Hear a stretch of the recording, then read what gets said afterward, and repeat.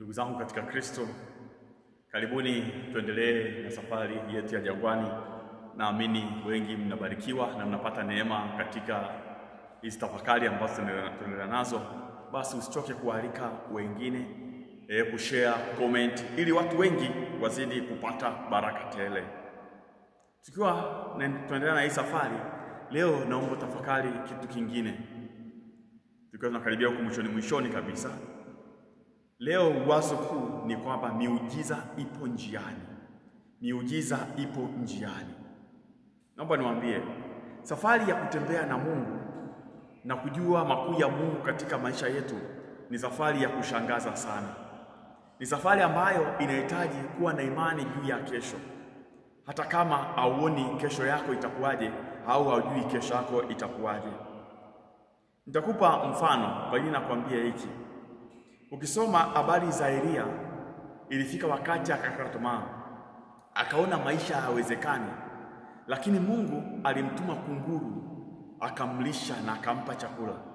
Ni kitu ambacho kilikuwa akiwezekani kabisa katika hali ya kibinadamu. Na malaika alimwambia nini? Alimwambia Elia apige hatua aende mbele. Safari bado ni ndefu. Katika ule mji aliokuwepo Elia, ilitokea njaa kubwa sana. Njaa hii watu walikuwa wanahangaika usiku na mchana. Lakini Mungu alifanya nini? Alimwambia aende akutane na mjane ambaye alikuwa hana uwezo kabisa. Kumbuka hii inasema Mungu alimwambia aende akakutane. Maana yake alipiga hatua au alitembea kwenda kukutana na mjane.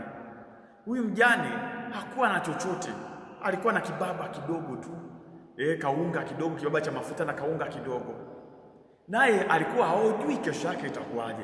Alisema, mimi hiki chakula nimebakisha na wanangu ili tule tufe. Lakini Elia aliomba atayarishiwe hicho chakula na muujiza ilitokea. Naomba nikwambie hivi. Mara nyingi Mungu anapotuambia mambo yasiyowezekana katika safari yetu ya maisha, tusiwe na mashaka. Tuwe na imani. Wakati mwingine tutapitia hali ya kukaukiwa. Wakati mwingine tutapitia hali ambayo katika maisha hatutaona mbele, hatutaona kama hatuoni future hivi. Itafika wakati katika kazi zetu tunazofanya maisha yatakuwa magumu. Kuna uwezekano kwa sababu ya fitina tu unaweza ukafukuzwa kazi. Mambo yakawa magumu kabisa, ni fitina kabisa ukafanyiwa. Usikate tamaa. Mungu anakutarishia makubwa zaidi mbele.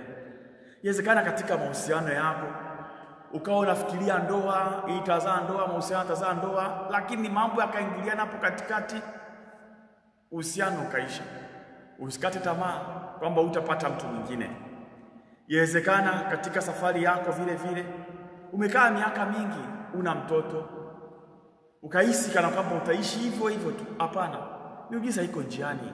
Miujiza inakuja. Sara alipata mtoto katika umri mkubwa. Elizabeth alipata mtoto katika umri mkubwa.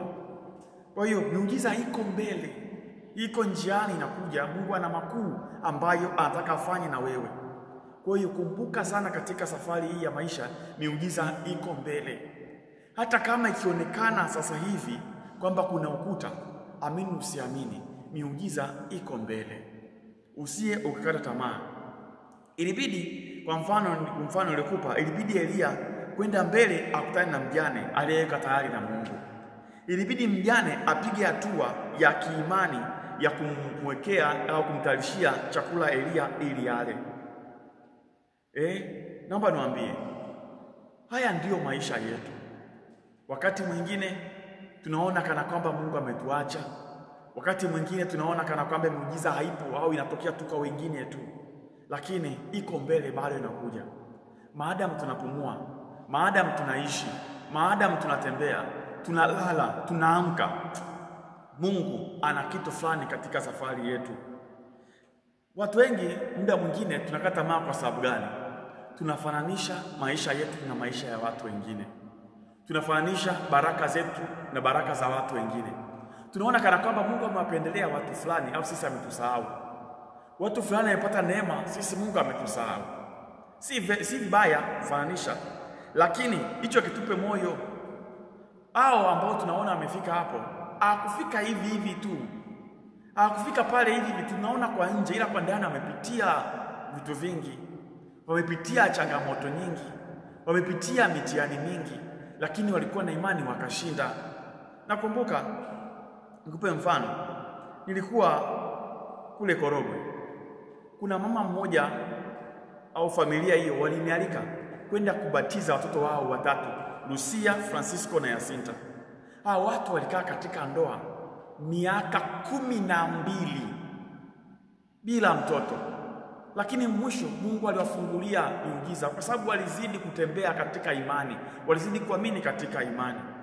Sasa mtu akiwakuta sasa hivi anasema watu wamebarikiwa watoto, jamani mnashangilia, lakini nyuma ya pazia hao watu walisali usiku na mchana kwa muda wa miaka 12 bila kupata mtoto, na hapo Mungu akawafungulia milango. Miujiza iko njiani.